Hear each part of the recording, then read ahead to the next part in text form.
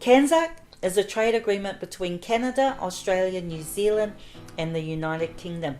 In 3 of those countries they have an Indigenous population: the First Nation people of Canada, the Aboriginal people of Australia and the tangata whenua of Aotearoa.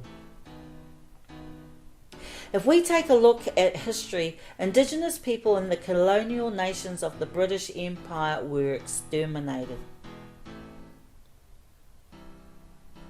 Let's take a look at the churches in Canada where mass graves have been found beneath them of Indigenous children. This was genocide on an industrial scale. Politicians have gone out of their way to protect religious leaders who were responsible for these heinous crimes against children.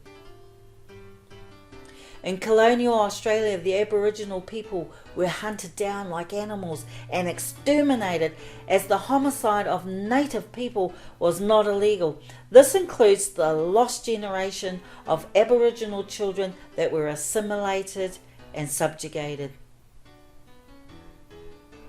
The Australian Aboriginal people have lived on the Australian continent alone for over 80,000 years, and it seems odd to me they have a population of under 1 million people. I suspect there has been an untold Holocaust happen in colonial Australia. Let's be honest, when it comes to ethnic cleansing, the British Empire puts the Nazis to shame.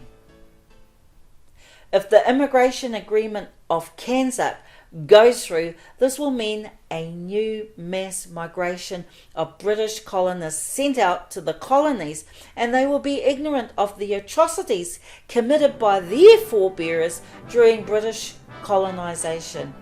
With the new British migrants coming en masse, they will attempt to assimilate us to be more British.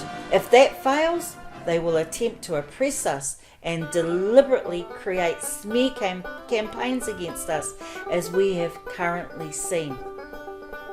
Remember Lee Williams and his racist cohorts? We don't want those hoha coming into our country and bringing their British supremacist attitudes here. Our lives as Indigenous people will change forever if CANZUK goes ahead. Don't believe me? Remember the New Zealand Settlements Act 1863, where British colonists enriched themselves through legislative land theft, and also the Public Works Act, the Tohunga Suppression Act, where the ancient art of native medicine became a crime, superimposed with modern medicine. The Māori electoral seats, where the minority of British colonists offered themselves 72 seats in Parliament, whilst the majority, who were Māori, were limited to only 4 seats. AntiMaori legislation will be snuck in to policy, as the new British colonists will be Anglophiles and have a low to zero tolerance of our Indigenous rights. As for the Treaty of Waitangi, these Anglo-Saxons will say, "What treaty?" We will see a 5th column of British colonists who will infiltrate our government as bureaucrats and dominate the decision making in our society.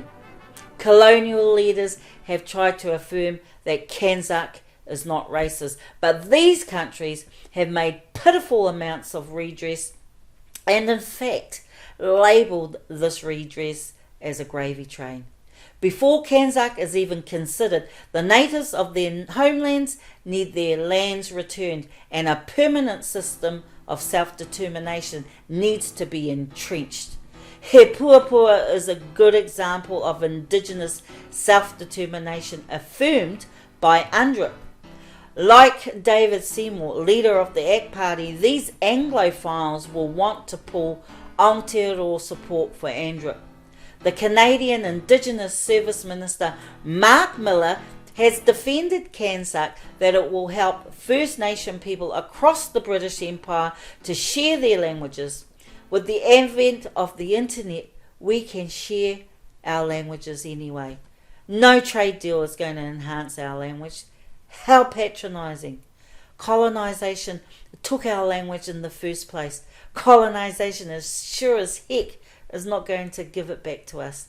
For First Nation people across the British Empire, the CANZUK immigration agreement has little or no value to Indigenous people. In fact, it does us more harm by relegating us to the bottom of the economic ladder.